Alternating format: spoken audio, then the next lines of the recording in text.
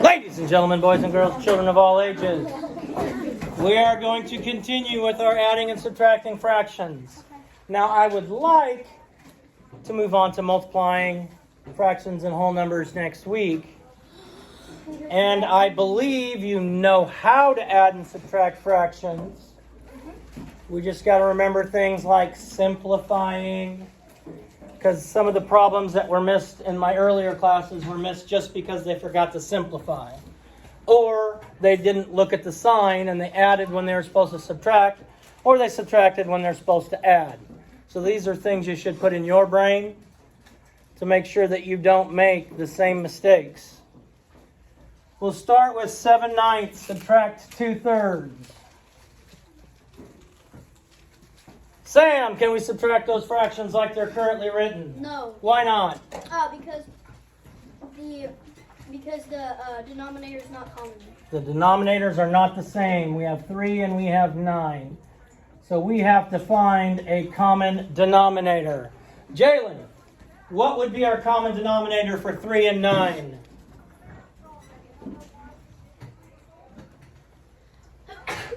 God bless you. 9. Good. So we're going to put both of these so that they are over 9. Now we have to we're completing this equation. 9 times what equals 9? Jeremy? 1. If I multiply my denominator by 1, I must also multiply my numerator by 1. So 7/9 surprisingly equals 7/9. Now 2/3. Mina, what do I multiply by to get the denominator of 9? 3 times 3. If I multiply my denominator by 3, I must also multiply my numerator by 3. So Mina, what's my numerator here?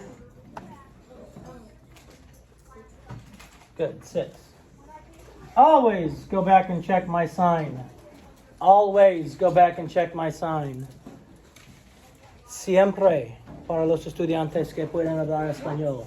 Always go back and check your sign. Now we have 7/9, subtract 6/9. I was saving this problem for somebody who's really, really, really smart. So Brooke, I'm giving you the hardest problem we have here.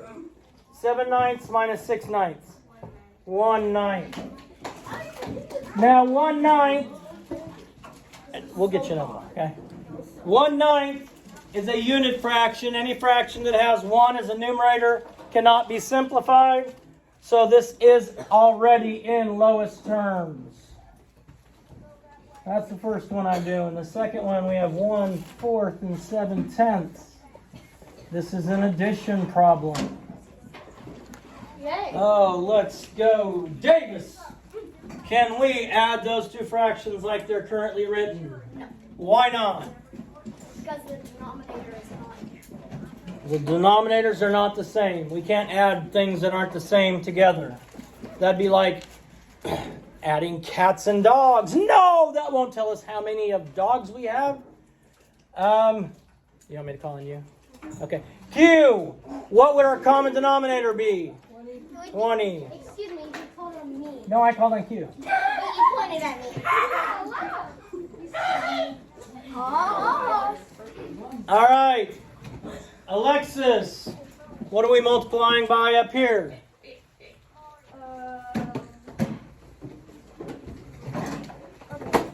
4 times what is 20? 5.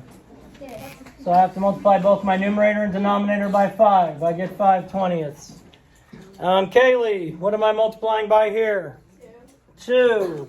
So I multiply both of these by 2. And I get 14. Kenna! We go back and we check and make sure we're adding, and we are, and you got what? 19/20. 19/20. Now, I'm not sure if I can simplify this, but let me show you how to check.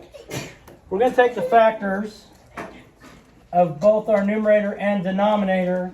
Now, factors are numbers that multiply together to equal 19.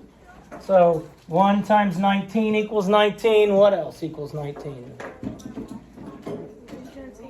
2 times 8 does not equal 19. Jolie?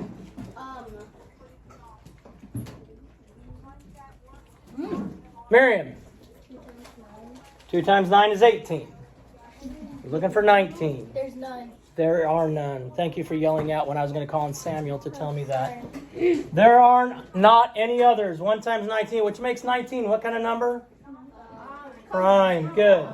Now 20 has 1 times 20, 2 times 10, 3 times and 9. 4 times 5.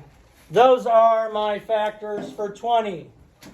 The only thing they have in common is 1. If 1 is all they have in common, then that fraction is already in simplest terms. That fraction is already in simplest terms. Anytime you have the numerator is 1 less than the denominator, it's already simplified. Isn't that right, Kieran? See, he knows. He knows. Now I'm feeling a little bit oozy, so I'm going to do one with mixed numbers. Yeah. We have 6 and 3/4, subtract 2 and 5/16. Mason, can I do that problem the way it's currently written? Why not, Mason? Because they don't have a common denominator. Sarah, what would my common denominator be?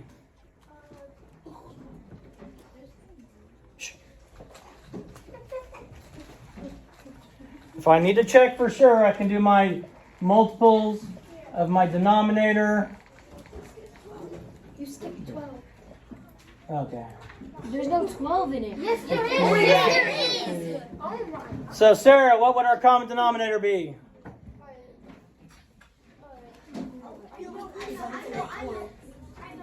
Good. 16.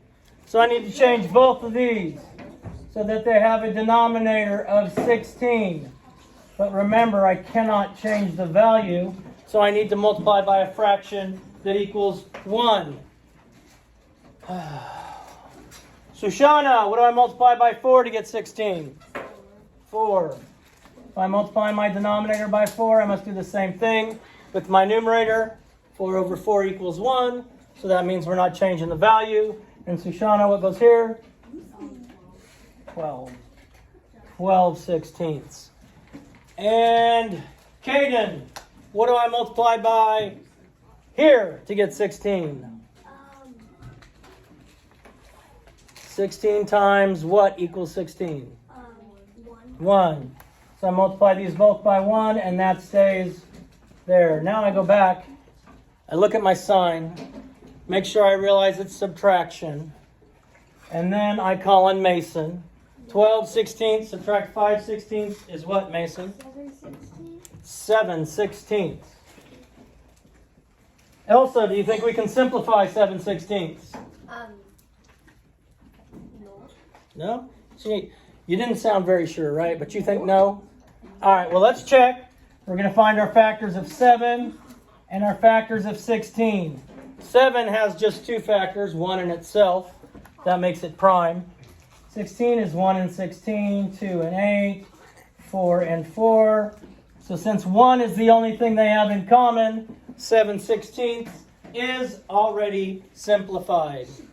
We have to subtract our whole numbers, 6 minus 2, which is 4. So my overall total answer should be 4 and 7/16. 4 and 7/16. Please subscribe.